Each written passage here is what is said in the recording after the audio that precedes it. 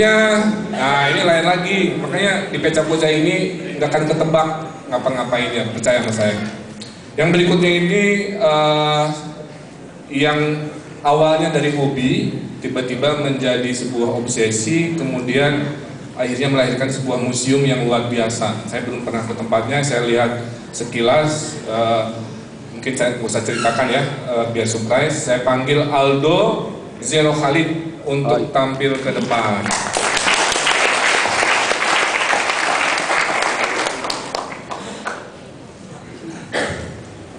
Terima kasih.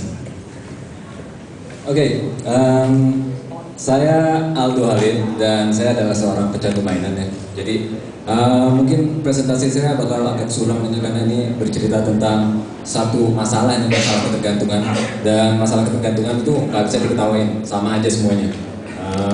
Tapi langkah pertama buat mengatasi masalah itu adalah menyadari bahwa kita punya masalah, dan ya untungnya saya sadar bahwa saya punya masalah nih ya, ketergantungan mainan. Oke, jadi ketergantungan mainan itu adalah kecenderungan orang tuh buat punya mainan baru lagi, lebih banyak mainan lagi, nggak pernah bisa berhenti, nggak pernah bisa puas-puas. Dan ini 20 detik yang lama sekali ya. Oke, nah ini saya umur 3 tahun 77. Jadi kecanduan saya itu dimulai waktu saya kecil. Itu awalnya tuh sama kayak semua kecanduan lain gitu. Jadi awalnya ada seseorang ngasih saya mainan gratis. Awalnya sih gratis, dikasih satu gitu. Tapi terus lama-lama kan ya yang kita bakal puas sama dapat yang gratisan itu. Terus lama-lama kita mulai ya gimana nih bisa mainan baru. Sedangkan saya umur 3 tahun saya belum punya penghasilan sendiri gitu. Nah, tapi semua orang yang punya kecanduan mainan ini cepat atau lambat tuh pasti bakal ketahuan sama teman-teman dan keluarganya. Itu bukan sesuatu yang bisa disembunyiin terus, karena cepat atau lambat keluarga kita bakal curiga gitu, ini orang kok makin lama semua lemarinya isinya mainan, di mana-mana mainan, rumahnya mainan gitu. Apa yang terjadi kalau kita udah punya lemari kayak gini? Kita nggak bisa bohong bahwa kita nggak punya kecanduan gitu kan. Solusinya buka toko, atau minimal pura-pura buka toko. Ini yang saya lakuin di tahun 99. Waktu saya buka Zero Toys ini di bekas kamar tidur saya di Jalan Veteran waktu itu. Jadi ya beginilah ya, kita pura-pura punya toko. Nah kalau kita ngomong kayak gitu, orang-orang oh ya udah deh, berarti itu barang toko kamu gitu, bukan ini apa namanya, bukan koleksi kamu. Ini Zero Toys sekarang jadi 8 tahun kemudian ya lumayan deh, jadi barangnya bisa lebih banyak, dan kita juga jadi salah satu vintage toys shop di Indonesia yang lumayan beken. Nah, tapi ada masalah nih kalau kayak gini. Cepat atau lambat orang-orang juga bakal sadar. Ini namanya toko, tapi kenapa lebih banyak beli barang daripada jual barang? Persediaan barang tuh meningkat terus, sedangkan persediaan sesungguhnya cuma segitu. Penjualan tuh makin lama makin menurun. Apa yang harus kita lakukan? Ada solusinya. Jadi solusinya kalau udah kayak gini adalah kita bikin museum. Jadi museum itu di mana-mana kan selalu punya koleksi sampai puluhan ribu item. Jadinya nggak masalah. Terus museum itu di mana-mana juga selalu punya barang tuh yang mahal-mahal. Jadi kalau misalnya kita punya museum, ya udah kita punya alasan sempurna gitu buat ngumpulin mainan semua yang kita lihat gitu. Sekarang museum macam apa? Kebetulan saya lahir dan besar di tahun 80-an, dan tahun 80-an itu kalau buat toy kolektor bisa dibilang masa kemasan, karena banyak mainan-mainan paling keren yang pernah ada tuh di pertama keluar tahun 80-an. Jadi saya mutusin buat bikin museum mainan tahun 80-an. Adanya di sini. Ini adanya di Jalan Sunda, di gedung tanpa pelang, dan ini juga adanya di basement tanpa pelang. Pokoknya ini adalah museum rahasia di gedung rahasia. Gak banyak yang tahu, dan saya baru bocorin rahasia ini ya. Jadi kita masuk dalam lewat tangga ke yang gelap itu. Terus kita nggak bisa punya museum rahasia tanpa pintu rahasia ya. Jadi ini rencana yang saya bikin ya.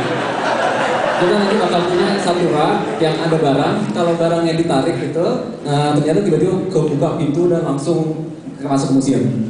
Mungkin pakai lagu gitu. Ini view dari ruang pertama di museum mainan itu sekarang. Di sini kebanyakan itu adalah mainan robot kalau yang di ruangan sini, karena salah satu mainan yang paling asik yang ada di tahun 80 itu robot-robot buatan Jepang. Kita punya koleksi sekitar 600 item dan ini masih terus bertambah. Jadi itu yang terjadi kalau orang yang ngabisin semua energinya buat hunting barang-barang kayak begini gitu. Umumnya kita bisa dapetin 5 koleksi baru gitu setiap minggu. Primadona biasanya Voltus, God Sigma, Google gitu. Barang-barang yang zaman dulu tuh yang anak kecil mesti nangis darah gitu buat dapetnya. Selain itu kita juga punya section Star Wars Toys karena kita nggak bisa ngomong tentang mainan tanpa ngomong mainan Star Wars. Dia juga sesuatu yang berubah dunia kayak gitu. Jadi selain robot Jepang, kita juga Star Wars Toys, kita juga punya beberapa kostum Star Wars yang kita bikin sendiri. Ini ruangan lain di museum. Kalau di sini kebanyakan mungkin mainannya yang lebih dari US ya. Di situ ada He-Man, kita punya Silverhawk, kita juga punya yang namanya Listening Station di sini, dan ini juga ada pojok yang namanya PD Sahabat ya, nanti saya jelasin.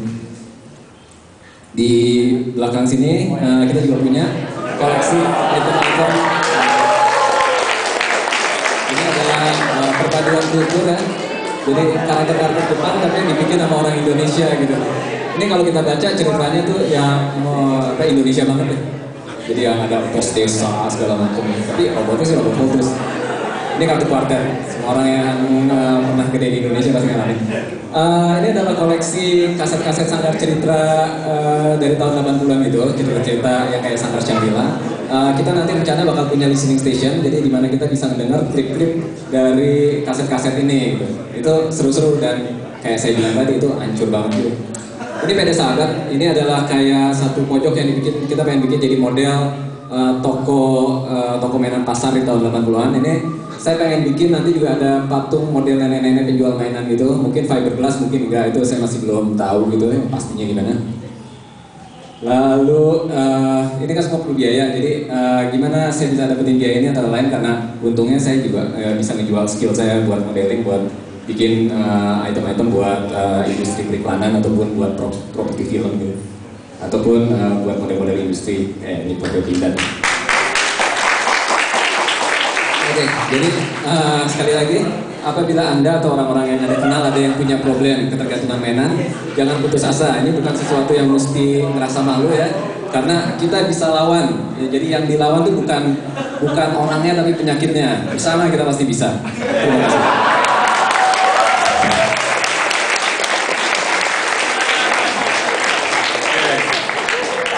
Yang menarik. Masih muda tapi sudah punya museum, nah itu luar biasa. Udah tua.